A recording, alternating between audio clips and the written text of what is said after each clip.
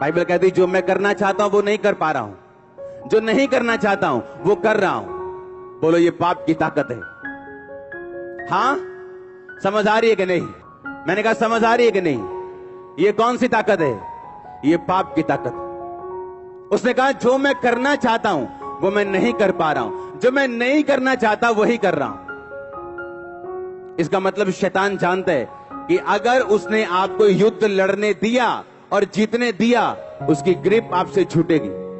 उसके सिम्टम्स, उसके दी हुई सारे बोरिया बिस्तरे जो आपको दिए हैं, जब आते हैं ना, जब रिश्तेदार आते हैं तो सामान लेके आते हैं, साथ कपड़े लेके आते कि नहीं आते? जब शैतान आता है वो बीमारियां लेके आता है, कलेश लेके आता है, असंतुष्टि लेके आता है। और जब ये जाता है अपने बोरिया बिस्तरा बांध के साथ लेके जाता है। लेकिन ये जाता कैसे, ये सोचने वाली बात। बाइबल कहती है जब जब दाऊद लड़ा या कोई भी परमेश्वर का दास लड़ा पुराने नियम में, तो उसको आशीष मिली। अब नए नियम में परमेश्वर कहता अब तुम्हारी लड़ाई जो है वो शरीर के साथ नहीं, किसी मिशन के साथ नहीं, किसी संगठन के साथ नहीं है जो तुम्हारा विरोध करता है। तुम्हारी लड़ाई अब शैतान के साथ है। और जब जब आप शैतान से लड़ेंगे तब तक आप जीतेंगे और तब तक ब्लेसिंग्स आपको फॉलो करेंगे।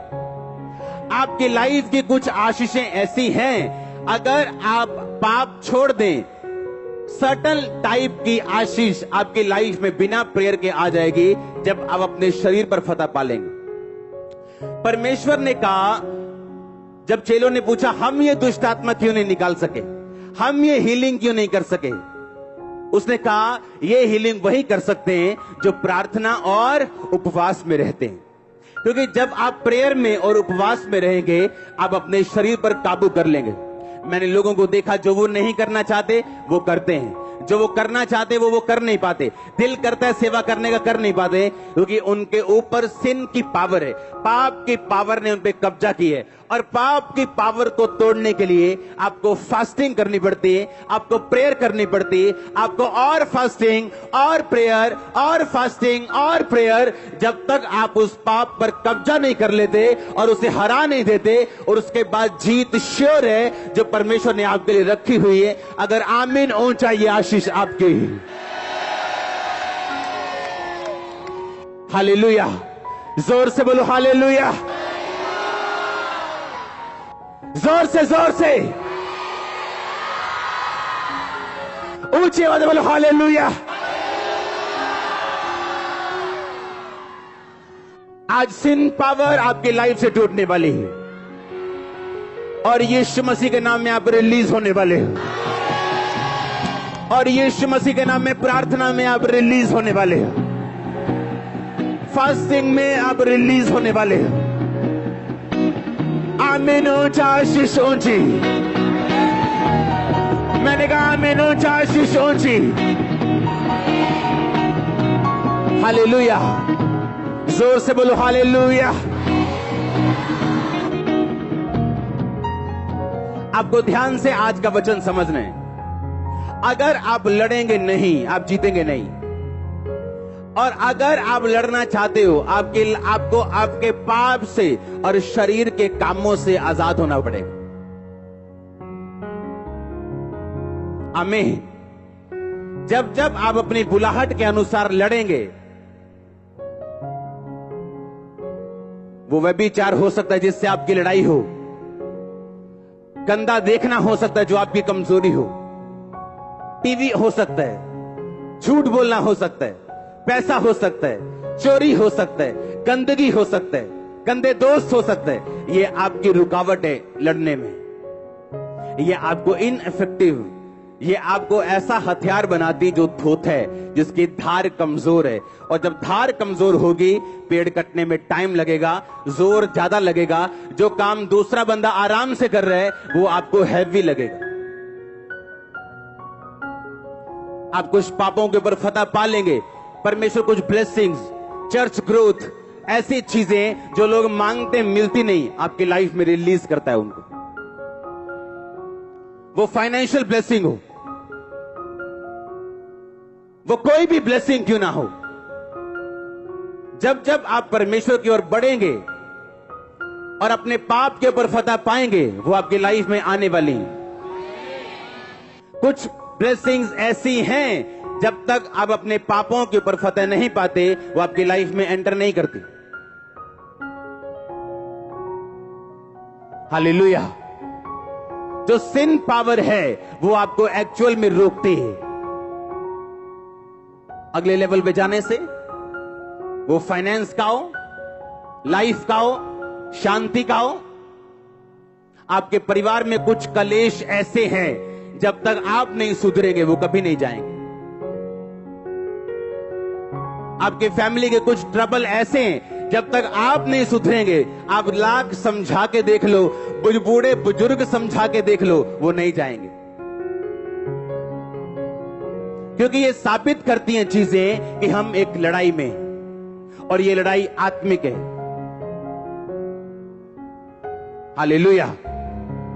शैतान खराब करना चाहता है लोगों को, वो मारना चाहता है। बाइबल कहती है वो घात करने आया, नष्ट करने आया, इसलिए वो उसने बच्चे को पकड़ा, रबीज दी। अब वो पागल हो चुका है, कुत्तों की तरह बोलता है, कुत्तों की तरह करता है, पानी से डरता है। परमेश्वर कहता मैं आया कि तुम बहुतायत का जीवन पाओ।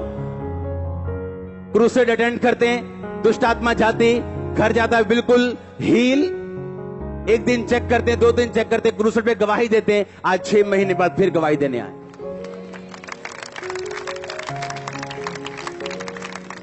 तुम आत्माओं पे जिस दिन कब्जा कर लोगे, तुम अपनी लाइफ पे कब्जा कर लोगे। जिस दिन व्यभिचार की आत्मा पे कब्जा कर लोगे, उस दिन किसी आशीष पे भी कब्जा कर लोगे। जिस दिन चोरी की आत्मा पे कब्जा कर लोगे, उस दिन आशीष के ऊपर भी कब्जा कर लोगे। इसीलिए शैतान भरमाता है इन लल्लू लोगों को। हाँ, जब मुझे मालूम पड़ता है ये फलाना व्यभिचार में, ये वाला वर्कर व्यभिचार में, मुझे हंसी आती। मैंने कहा क्या कर रहे हो तुम अपना नुकसान कर रहे हो, तुम्हें मालूम नहीं, अभी तुम्हें बाद में मालूम होगा। बाइबल कहती ऐसा नहीं हो सकता कि तुम अपने छाती पे अंगारे रख लो और तुम जलो ना। इसका परिणाम नाक दोना सा कड़वा होगा। और बाइबल कहती व्यभिचारी बंदे की बेइज्जती जब तक वो धरती पे जिएगा कभी मिटेगी नहीं।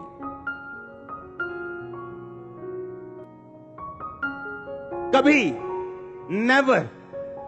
आज सैमसंग बोलो तो क्या याद आता है? व्यभिचार, दलीला आती है कि नहीं? उसके सारे अच्छे काम भूल गए, दलीला याद है। हालेलुया। जिंदगी आत्मिक है, बोलो पड़ोसी को ध्यान से कान में खोल के। आमीन। दाऊद अच्छा भला था, बाइबल कहती है उसको शत्रुओं से विश्राम मिला। अपनी से इतना विश्राम मिला कि अब उसे लड़ने जाने की भी जरूरत नहीं थी। अब वो अपने लोगों को लड़ने के लिए भेजता था और उसके लोग जीत के आते थे। नहीं तो राजा के बिना जीतना बड़ा मुश्किल। राजा के पुरुषार्थ और उसके हियाव से सेना जीतती थी। अब दाऊद उस लेवल पे आ गया था कि उसे खुद जाने की जरूरत नहीं, सेना भेजता था और सेना जीत के आती थी। अपना सेनापति योआब भेजता था और वो जीत के आता था। और लिखा जब वो आराम करने लगा और अपनी छत पे टहलने लगा तो एक औरत को नंगा नहाते हुए देखा और उसको बुला के उसके साथ सोया। अब वो औरत प्रेग्नेंट हो गई। अब उसने कहा मैं इसको पाप को ढक दूंगा। अब उसने उसके पति को बुलाया जो सेना में था। कहता जा अपनी औरत के साथ जा, सो जा, जाके जा 10 दिन इसके साथ बिता, ताकि जब वो उसके साथ सोए तो उसका नाम ना लगे कि वो प्रेग्नेंट कहां से हो गई अगर वो सोया नहीं। पर वो सोया नहीं तो उसको मरवाना पड़ा उसको। तो परमेश्वर ने बुला के बोला मैंने तुझे सारी आशीषें दी, मैं और भी तुझको बहुत कुछ देने वाला था, पर अब तूने पाप किया। अब वही तलवार जो तूने इसके पति पे चलवा के मारा है तेरे घराने पे चलाई जाएगी। उसके बाद मालूम क्या हुआ?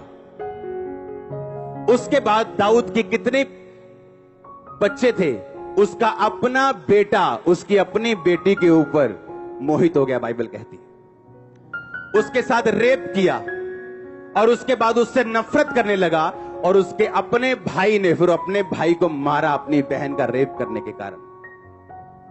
अब आप सोचो, क्या प्रेयर बचा सकी उसे कि प्रभु मेरे घर में कोई अभी गुनाह ना हो, कोई परमेश्वर कलेश ना पड़े? आप कलेश नहीं रोक सकते अगर आप खुद पाप में हो तो, क्योंकि वो आत्माएं आपके घर को इफेक्ट करेंगी, आपके फाइनेंस को इफेक्ट करेंगी, आपके शरीर को इफेक्ट करेंगी।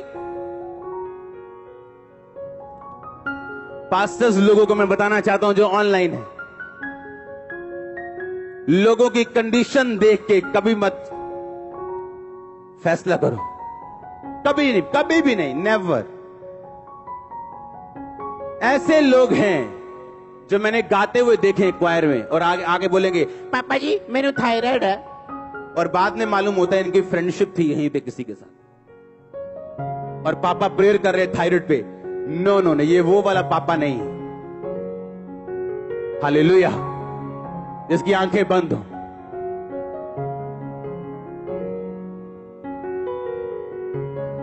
लोगों को लगता है ए पापा को गुस्सा क्यों होता है इन लोगों के ऊपर? उनकी प्रॉब्लम कैरेक्टर है जो मेरे साथ क्लैश होता है फिर। आमीन। प्रॉब्लम काम नहीं है, कैरेक्टर है। जब एक बुरे कैरेक्टर वाला बंदा आपके आसपास काम करेगा, आपकी स्पिरिट बेचैन होगी, आपको मालूम है कुछ रॉन्ग हो रहा है, जो मैं चाहता हूं वो हो नहीं रहा। क्योंकि कमिटेड लोग चाहिए मिनिस्ट्री में, सेवा में, प्रभु के कामों के लिए, निर्दोषता में जिन्होंने हाथ धोए हों, जिनके काम निर्दोष और हृदय शुद्ध हो, लेकिन वही परमेश्वर को देख पाएगा। आमीन। और अब बाइबल कहती है जिस भाई ने अपने भाई को मारा, फिर वो अपने बाप के खिलाफ खड़ा हो गया। ओ उधर चर्च के गेट साइड पे खड़ा हो गया कहीं, और सबको बोलने लगा यार पापा तो मिलते ही नहीं किसी ਨੂੰ, मैं तो केस करूंगा सॉल्व। और लिखा अबशालोम ने ऐसा बोल बोल के सबको अपनी ओर कर लिया। दाऊद को वहां से भागना पड़ा। कारण विरोध नहीं था, कारण यह था दाऊद ये बात जानता था, इसलिए उसने परमेश्वर के सामने कंप्लेंट भी नहीं की मेरे साथ ऐसा क्यों हो रहा है, क्योंकि उसको पहले से बताया गया था तेरे इस पाप के कारण तुझे ये भोगना पड़ेगा। तो माफ तो हो चुका है, लेकिन माफी का मतलब यह नहीं है कि तू 100वीं पौड़ी से गिरे, माफी मांगे, माफ कर दिया जाएगा, लेकिन 100वीं पौड़ी पे दोबारा तुम्हें रखा नहीं जाएगा, तुझे फिर 1 2 3 से शुरू करना पड़ेगा। और जब तक उसके पाप का कोर्स, उसकी सजा का पूरा नहीं हुआ, वो वापिस यरूशलेम को नहीं आया। नंगे पांव पहाड़ों पे जाता रहा, नंगे पांव उसी तरह जैसे बचपन जवानी में नंगे पांव घूमता था, वैसे ही कर दिया गया शैतान के चक्कर में फंस के। परमेश्वर के वचनों को सुनने के लिए हमारे चैनल को सब्सक्राइब कीजिए और हमारी लेटेस्ट वीडियो सबसे पहले देखने के लिए बेल आइकन को प्रेस कीजिए।